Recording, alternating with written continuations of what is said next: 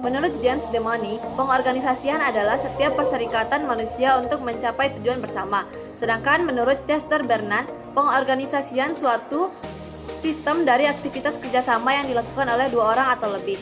Dari kedua pendapat tersebut, dapat disimpulkan bahwa pengorganisasian merupakan suatu badan dan suatu struktur atau bagan. Pengertian organum terdiri dari 4, yaitu organ, bagian, anggota, dan badan. Di sini, badan yaitu sekelompok orang yang bekerja sama untuk mencapai tujuan tertentu. Sedangkan bagan atau struktur yaitu gambaran secara skematis tentang hubungan kerjasama antara orang-orang yang terdapat di dalamnya guna mencapai tujuan tertentu. Adapun 3 ciri organisasi. Yang pertama, adanya sekelompok orang. Yang kedua, antar hubungan terjadi kerjasama yang harmonis. Yang ketiga, kerjasama didasarkan atas hak, kewajiban, dan tanggung jawab masing-masing orang untuk mencapai tujuan bersama. Fungsi organisasi. Yang pertama, karena organizing merupakan langkah ke arah pelaksanaan setelah planning. Fungsi organizing sangat penting artinya, bagaimanapun baiknya perencanaan atau planning, tetapi jika pelaksanaannya kurang baik, maka pencapaian tujuan tidak akan efektif dan efisien. Keuntungan pengorganisasian terdapat beberapa. Yang pertama, perencanaan yang dibuat dapat dilaksanakan sebaik mungkin. Yang kedua, setiap individu tahu tugasnya dan hubungan satu sama lainnya.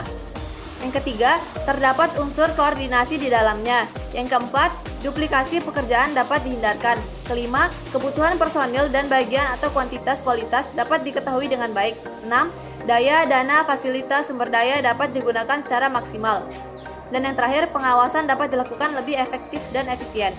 Unsur-unsur organisasi ada 4. Yang pertama, organisasi sebagai wadah atau tempat bekerja sama. Yang kedua, merupakan proses kerjasama. Yang ketiga, jelas tugas dan kedudukan masing-masing bagian dalam organisasi. Yang keempat, organisasi memiliki tujuan tertentu.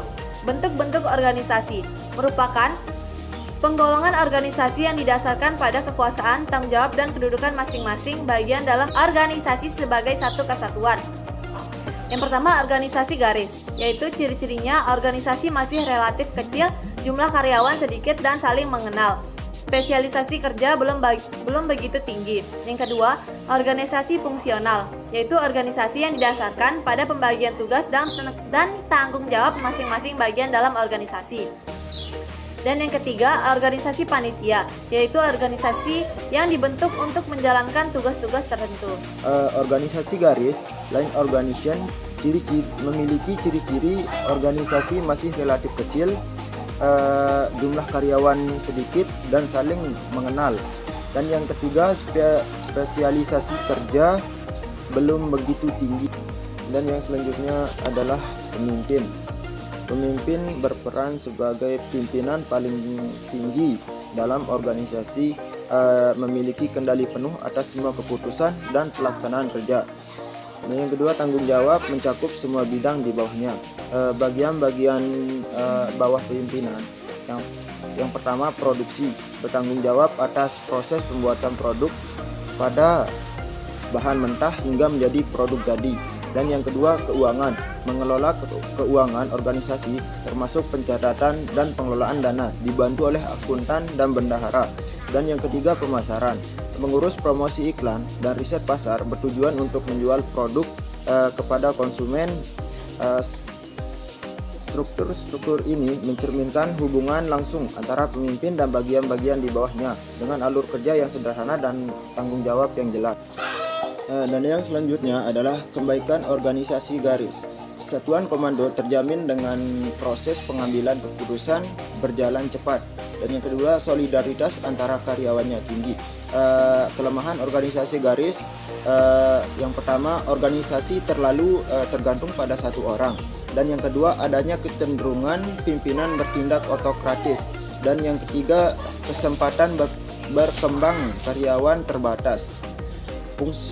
Organisasi fungsional organization, memiliki ciri-ciri organisasi ini memanfaatkan tenaga ahli dalam bidang khusus semaksimal mungkin. Oke teman-teman, selanjutnya saya akan membahas terkait dengan bagan organisasi fungsional. Bagan organisasi fungsional ini memiliki struktur yang paling atas itu pimpinan, kemudian ada bagian perencanaan, urusan teknik, kepegawaian, dan pemasaran. Nah, dalam selanjutnya di bawahnya itu kita ada 3 panah berwarna merah, itu menunjukkan bahwa perencanaan bisa bertugas di proyek A, proyek B, dan proyek C. Selanjutnya itu ada 3 panah berwarna biru ke bawah untuk urusan teknik, itu dalam proyek A, proyek B, dan proyek C juga. Begitupun di kepegawaian ditandai dengan jalur panah berwarna hitam, dan pemasaran itu jalur panah berwarna ungu. Nah, jadi di bawah itu kita berikan sampel 3 proyek teman-teman, sehingga perencanaan urusan teknik, kepegawaian, dan pemasaran ini bisa masuk dalam dalam 3 proyek sekaligus, tentunya dengan tugas yang diberikan oleh pimpinan ini. Kenapa ada 3 panah yang menunjukkan bahwa ternyata perencanaan teknik, kepegawaian, dan pemasaran ini bisa masuk dalam 3 proyek teman-teman. Ini bermaksud bahwa mereka memang bisa masuk teman-teman ke semua proyek, tetapi mengerjakan tugas sesuai dengan fungsinya. Seperti judul yang sudah dijelaskan pertama itu organisasi fungsional, sehingga mereka bisa masuk pada 3 proyek ini, tapi khusus pada bidangnya saja. Misal perencanaannya sudah dia melakukan perencanaan di proyek A, kemudian urusan teknik melakukan teknik di proyek B, dan sebagainya teman-teman. Seperti itu fungsinya pada kepegawaian dan pemasaran juga. Kelebihan organisasi fungsional ada 3. Yang pertama, pembinaan tugas yang jelas. Setiap bagian fokus pada tugas spesifik sesuai bidang keahlian. Nah, yang kedua itu spesialisasi karyawan dapat dikembangkan. Karyawan menjadi ahli dalam tugas tertentu karena fokus pada satu bidang. Nah, yang ketiga itu penggunaan tenaga ahli. Tenaga profesional dimanfaatkan sesuai dengan peran dan fungsi tertentu dalam organisasi. Nah, adapun kelemahan dari organisasi fungsional yang pertama itu sulit mengadakan tour update. Perpindahan tugas atau rotasi karyawan antar bidang sulit dilakukan karena spesialisasi. Nah, yang kedua itu fokus pada bidang masing-masing. Koordinasi antar bagian bisa sulit karena setiap bagian lebih mementingkan tugasnya sendiri. Nah, selanjutnya organisasi garis dan staf. Nah, ciri-ciri dari organisasi ini merupakan kombinasi dari organisasi garis dan organisasi fungsional. Organisasi garis dan staf menggunakan tenaga staf, orang ahli dalam bidang tertentu yang memberi nasihat dan saran. Nah, dari garis dan staf memiliki struktur organisasi yang diawali dengan pimpinan. Nah, di samping pimpinan ada staf ahli. Di bawah pimpinan dan staf ahli ada bahan mentah, produksi, iklan, dan riset pasar. Pimpinan ini bertugas untuk mengatur organisasi dan mengambil keputusan. Nah, sedangkan staf ahli bertugas untuk memberi nasihat pada pimpinan dan tidak boleh mengambil keputusan selain oleh pimpinan. Bahan mentah bertugas untuk mengurus ketersediaan dan pengelolaan material dasar. Produksi bertugas bertanggung jawab atas proses pembuatan atau layanan. Nah, iklan mengatur kegiatan promosi dan komunikasi untuk menarik konsumen. Sedangkan riset pasar bertugas melakukan analisis pasar untuk memahami kebutuhan konsumen dan tren. Adapun kelebihan dari garis dan staf yaitu dapat digunakan oleh setiap organisasi besar apapun tujuannya, betapapun luas tugasnya, dan kompleks susunan organisasinya. Nah, yang kedua itu pengambilan keputusan yang sehat lebih dapat diambil karena menggunakan tenaga ahli. Nah, yang ketiga itu perwujudan direct and man and direct and please lebih mudah dilaksanakan. Nah, adapun kelemahan dari organisasi garis dan staf, yang pertama itu solidaritas antar karyawan kurang. Nah, yang kedua karena rumit kompleks susunan organisasi, koordinasi sulit relatif. Organisasi panitia. Ciri-ciri organisasi ini bersifat sementara, bertujuan untuk menyelesaikan masalah tertentu yang memerlukan pertimbangan yang matang. Organisasi panitia dapat berbentuk garis dan staf. Garis ada delegasi wewenang, sedangkan staf memberikan bantuan nasihat. Kebaikan organisasi panitia. Yang pertama, memungkinkan adanya pertimbangan dan keputusan yang merupakan pendapat atau pertimbangan golongan. Yang kedua, menghindarkan kemungkinan kekuasaan yang berlebihan pada pemimpin. Yang ketiga, menjamin kerjasama, koordinasi dalam pelaksanaan rencana. Yang keempat, menjamin komunikasi pemikiran. Yang terakhir, orang-orang yang berkepentingan dapat duduk di dalamnya. Sedangkan kelemahan sendiri dari organisasi panitia yaitu menambah biaya administrasi dan kemungkinan pekerja terlalu lama diselesaikan. Kedua, anggota tidak mempunyai tanggung jawab sepenuhnya karena tugas dan tanggung jawab tidak dibebankan pada seseorang.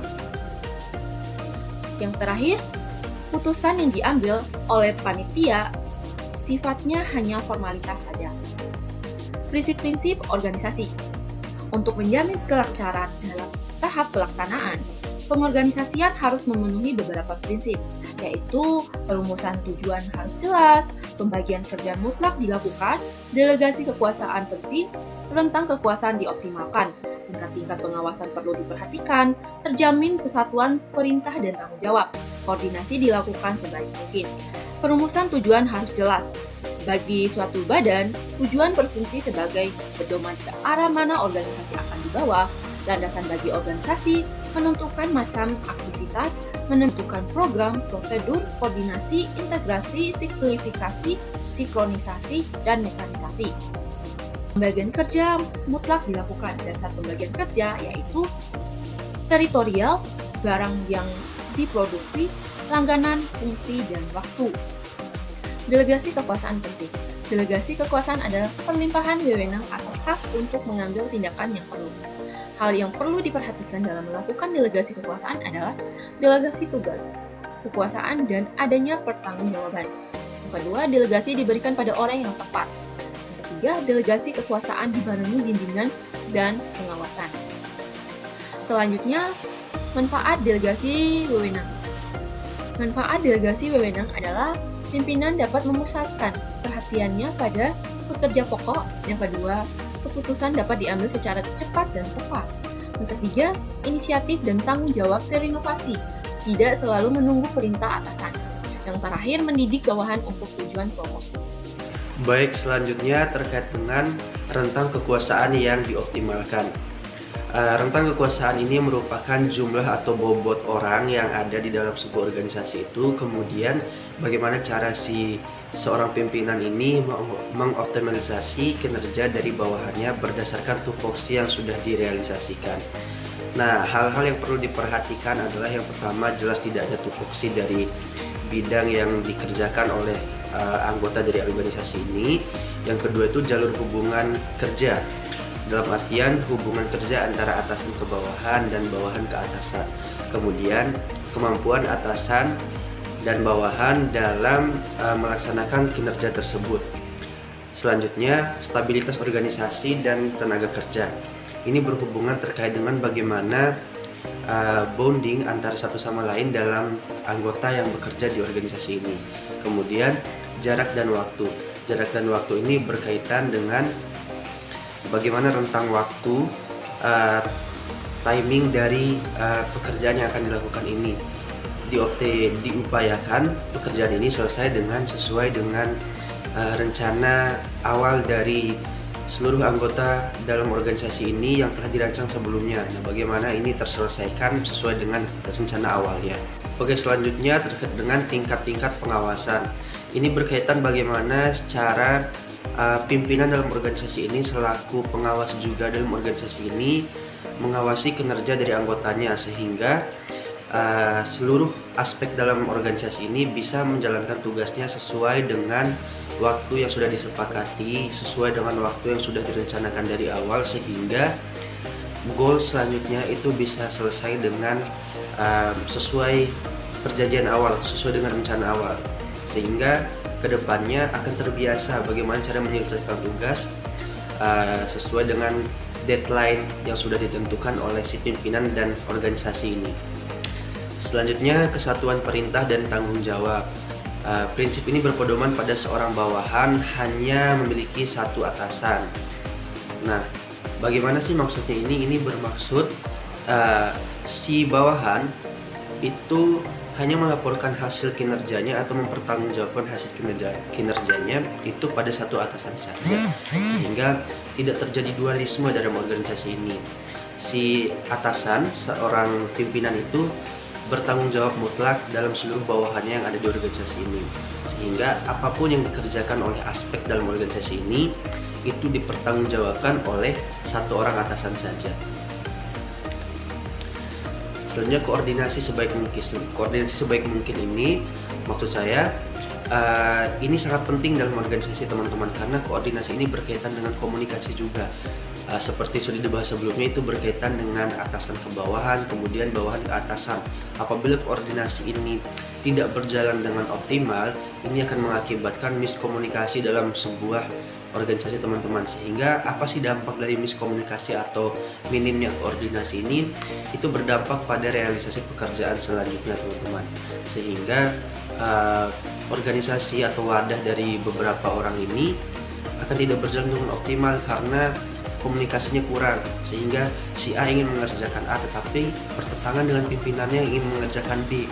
Itulah teman-teman dampak-dampak dari minimnya koordinasi, sehingga sangat perlu koordinasi sebaik mungkin dalam sebuah organisasi. Selanjutnya, untuk memelihara koordinasi itu bagaimana? Yang pertama itu kita bisa melakukan pertemuan-pertemuan resmi. Ini triwulan, pertemuan sebulan sekali, bahkan pertemuan seminggu sekali. Atau biasanya 1 kali setahun itu ada yang namanya laporan pertanggungjawaban. Kemudian rapat koordinator. Rapat koordinator ini tentunya berkaitan dengan dalam organisasi itu teman-teman ada bidang A, bidang B, bidang C. Ini berkaitan dengan bagaimana cara si pimpinan dari bidang-bidang ini berkoordinasi dengan pimpinan pusat atau pimpinan utamanya untuk membahas apa yang sudah dilakukan atau progres-progres yang sudah dijalankan oleh bidangnya atau bidang yang dipimpin oleh si koordinator ini. Kemudian tentunya seluruh aspek dalam perusahaan ini memiliki buku pedoman, memegang buku pedoman. Buku pedoman ini contohnya ADART. ADART itu anggaran dasar dan anggaran rumah tangga. Ini menjadi acuan bagaimana cara kita menjalankan fungsi dari sebuah organisasi. Karena di situ orang terdahulu atau pendiri organisasi ini sudah mempertimbangkan sebaik mungkin bagaimana struktur selanjutnya dari organisasi ini bisa berjalan terus-menerus. Itu harus mengacu pada pedoman dari ADART ini, mulai dari bagaimana mengelola anggaran, bagaimana bidang bekerja, bagaimana hubungan pimpinan dan bawahan, dan sebagainya, seluruh aspek dalam organisasi. Kemudian pertemuan formal. Pertemuan formal ini berkaitan dengan bimbingan, konsultasi, dan sebagainya. Tentunya ini sangat perlu dalam sebuah organisasi karena apabila tidak terjadi bimbingan dan konsultasi, pekerjaan yang dilakukan oleh seluruh aspek dalam organisasi ini kapanpun bisa berubah teman-teman. Jadi perlu ada bimbingan dan konsultasi sehingga tidak miskomunikasi atau tidak miskoordinasi seperti yang sudah dibahas sebelumnya. Dan selanjutnya teman-teman, kami akan membuka sesi tanya jawab. Silakan teman-teman bertanya di kolom komentar sehingga kami bisa menjawab juga melalui kolom komentar. Dan demikianlah presentasi dari kelompok kami. Lebih dan kurangnya kami mohon maaf. Wassalamualaikum warahmatullahi wabarakatuh.